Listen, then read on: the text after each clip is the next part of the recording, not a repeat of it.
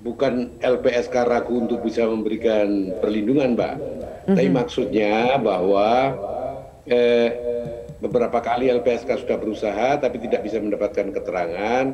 Jadi itu makin meyakinkan kita, terutama saya ya sebagai ketua LPSK, bahwa Ibu Putri ini sebenarnya tidak memerlukan perlindungan LPSK lah. Jadi Ibu Putri sebetulnya tidak perlu perlindungan dari LPSK ya. Atas kenapa Bapak bisa mencapai kesimpulan ini, Pak? Ya, kan beberapa jenis perlindungan yang dimintakan oleh Bu Putri diantaranya adalah perlindungan fisik. Nah itu kalau memang memerlukan perlindungan fisik tentunya ya sesegera mungkin akan datang ke LPSK ya. Semua pemohon kita yang memerlukan perlindungan fisik biasanya gercep, Mbak, datang ke LPSK untuk mendapatkan perlindungan. Kemudian perlindungan prosedural.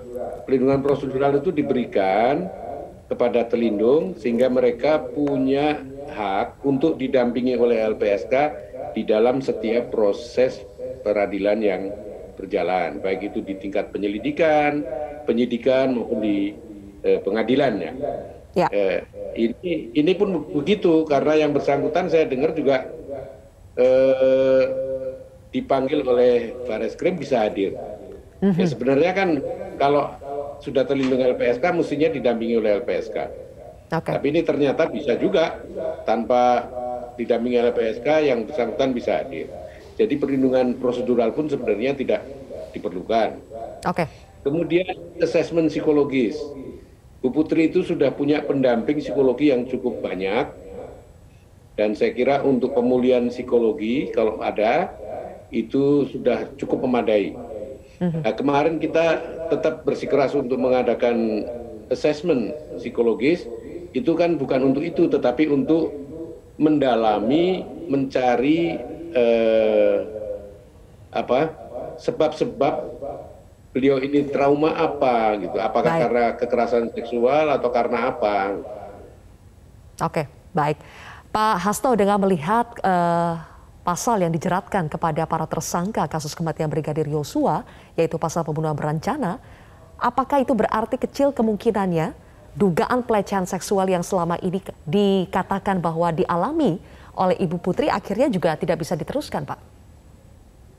Saya sih tidak melihat itu. Kalaupun perkaranya itu tidak berjalan, mungkin lebih karena pelakunya meninggal dunia ya. Jadi kemungkinan besar kan SP3 itu. Jadi lebih karena itu aja.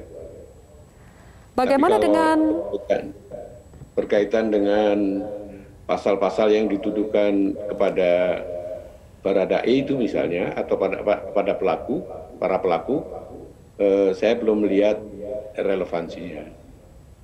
Belum lihat relevansinya. Bagaimana dengan Barada Eliezer, Pak? Apakah dari LPSK setelah melihat apa yang disampaikan oleh tim Sus Polri semakin teryakinkan bahwa Barada Eliezer ini betul-betul membutuhkan perlindungan? Apalagi Menko Polhukam juga mengatakan bahwa Barada Eliezer ini perlu dilindungi, jangan sampai diracun, bahkan kata-katanya seperti itu, Pak. Ya, memang saya kira Pak Mahfud memahami ya mandat Undang-Undang Perlindungan Saksi dan Korban, bahwa perlindungan kepada justice kolaborator itu adalah kewenangan LPSK. Jadi setiap justice kolaborator memang sebaiknya dilindungi oleh LPSK. Mengenai metodenya, kalau yang bersangkutan ini ditahan oleh aparat penegak hukum, ya tentu saja bisa dikoordinasikan bagaimana caranya. Tetapi kalau justice kolaborator ini yang melindungi adalah penyidik, itu saya khawatirkan ada konflik of interest, di mana kesaksiannya bisa saja diarahkan gitu. Dengan diserahkan ke LPSK kan akan selalu didampingi oleh LPSK.